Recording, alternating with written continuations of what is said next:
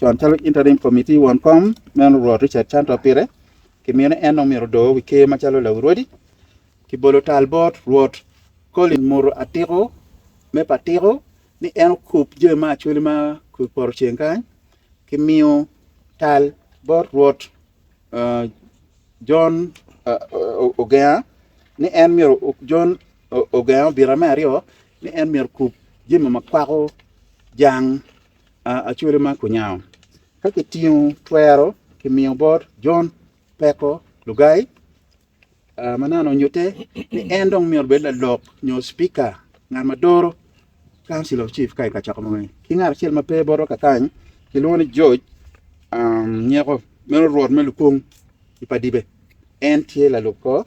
Rwot Ogea machalo dipiti mane team makumberi tika dor Ker Acholi ento kigu marach watamani Lawirwodi machon no mior bet ki wara umi office ki lawore kit matime kakam ken wen ka la ma yebrutie eno kin manana temo bon we ni eni pe otime wa chawa ni mo waloni omio firwa tiki ngama kloi Lawirwodi pitutono onyo Lawirwodi elect eno pe oga watich omio tino tamo mior wadwok bu kong nong report ngoma matimo ker ki bet pe no twero duju metimo gina mior watim eno wano ni pe wabe ko European tich pake pe mire chimo tich pake pe ngam pe ma wako ke dong tich gitie okor gitie ene da mior chwalu je ma wano timo wa wani an mia chiel dong mior kara chada wanon mior waminu gina mon loni balance sheet do pok ki kara mia chiel ipen chek manana wajni ki poko dulo matino metich kiloni structure eneni pole dong pon vune olwen ke dong tigilu tigi joma timo gen ma command gen matimo gen command ke ona winyo speaker dong tie coordinator me kwene dong ki karo odo achela rio mo kake me ario ke obedo pin kilo dier mo ken ma pol meneno kitma miro tich okupe kere ni chara nyim chi kumbere ni tije ma ke choyo ma kiloni road map dong tie matimo je chimo je ma ke dong chako timni team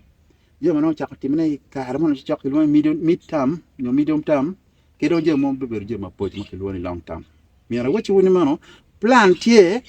gina tika jungo wiwa ene lokme office ma mior ki mi bora ono dong plan tie mi kare gina kiloni strategic plan mane wabi yupo ginma neno pa Acholi onyo Ker Kwaro Acholi pe maka dek macharia beach ngoma mior ki timo weng man yo pe dong tie wakworo ka neno tumchi winyo wa minu ngeche eni gen mape tek pen wan to pang la bany mior ko tijwa be tie ma walugo me adek ikarma ruori ni eni guno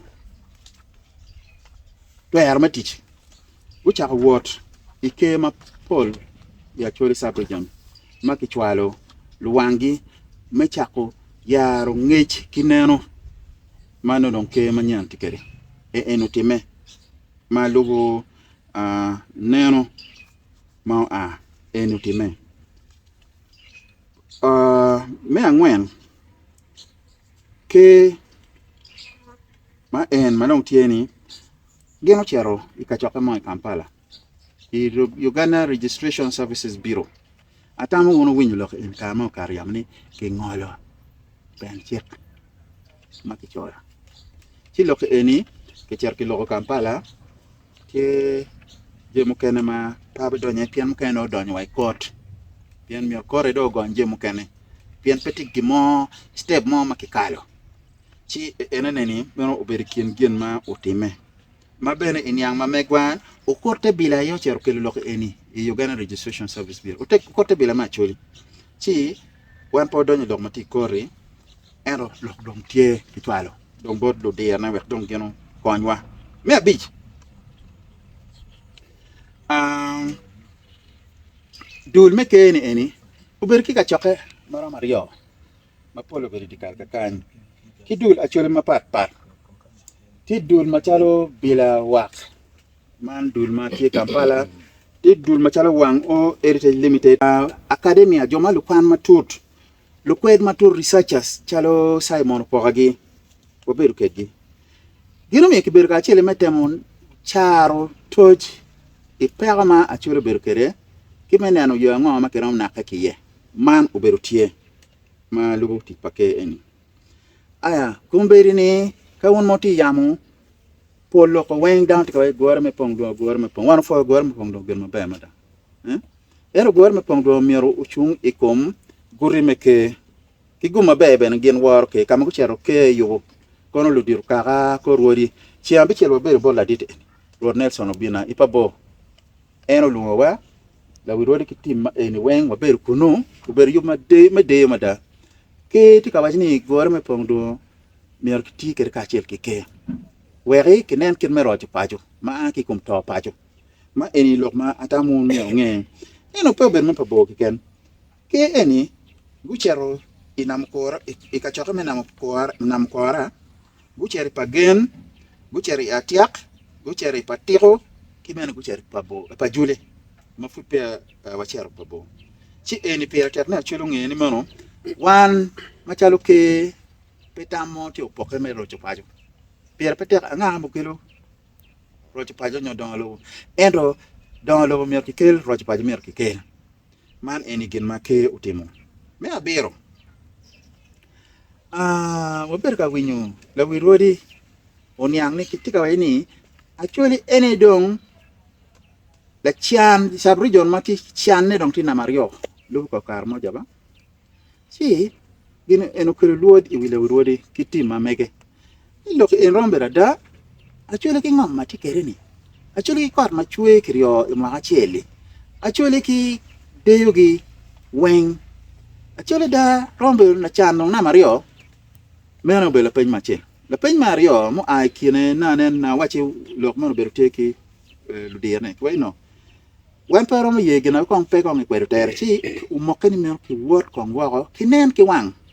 ada ke ite Lawirwodi apire ukwanyu kare uchero wachako ki gulu kakany ka wachera chuli makunya igulu kakany wachako ki cooperative union union la ibi wa kila ibi wachere logistics hub pa Uganda Railways wa Kenyo wachere faculty of agriculture and environment eni wa wachu geno me wachere faculty of agriculture eni guri me lonyo ikumal me Uganda ke gen ko wa Uganda betifu chi wachere wa rwate ki ngal madoro din me faculty Colin Boy Dr. Colin Boy kila lukore Stonewall Kato gumine wakar ge oduju wanywa ko tam wa penyo tam wa lojo tam ka wachero waneno je matino tian magitika tim chalo temo fur ka beji ki ngon gutero je mapol meno wadugo kere iwiwa wa Kenyo wachero la achwa ila achwa wachao ki East Acholi Cooperative Union wa Kenya wachero la bon amida tije mario ti damo makibika reje kunu chon kitie kafur chamo makitikero wa Kenya wachero rata ki dara madoro we department me production ikirgum district local government wa Kenya warin wachera gor irrigation scheme jokene gwa kimu oya wa goro warin wacheri ayu alali kama fur tiang tiye wa Kenya wadugu wacheri achwa dam matiki yobuko maji achwa ka wa kunu wachero watiro wodwaki atiak sugar works eni keotimo wek katwere okonywa me neno kama choli ramo chunye bien man project madama ti choli eno mo kene petika tich pitian loka bene koni kititu watemo bong ye chi eno ni koni kibi wachibu mabere gin boro eni obero chale me keikom kiboro ni mano ngar chelo toki kinwa tam winyo Rwot agenya ajo Michael ikinu jomo ken ober kedi igena kana noa eto ober gin ma eno wati ye pian la wor robene eno chung kedwa ada ke kupe kedi mejingo oto pian joke no wa dolo chingio ken eno go belo yek loki go maber lu bobo bene go wor go yori gumini wa kumberi dana ma ulega ka ginya tila tien mo matitiri makitika julu neme doro wike wano beru kichadene wa mogo pien mo beri kilungo wa wachero wa mogo mero beri kin gin ma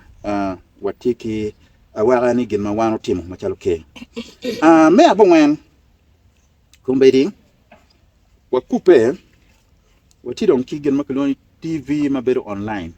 link benati atam polo berane jim ke on teten on temo berka bolna yekono eni konyo met coupe ki dano we ko rogen we ko dogen we ben ka koni we ko ba ko dogwa ni wa merte mo moni ke lu ki jane ron wa na da ko ti moni ron tie chi watiki luo TV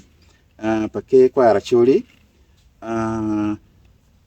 watie bena kitam kumbe loktie tidul mo ma guyeni wacho concept note concept paper ki chale proposal madon wacho yo maluba ki concept paper ni eni kaluba ye chiwa binongo FM station pa Ker Kwaro Acholi me konyo polibe bir program ma konyo dor ke ken man gin matie watika tijie kakuma gumu wabinongo FM station pa Ker Kwaro Acholi ka warumbe me apa waber ki coupe ki Acholi matie ijanglobo wen kilonge ni jomati diaspora bien wani ange jema tika temne wen kara tika wa chunya Acholi mkana mapol madama to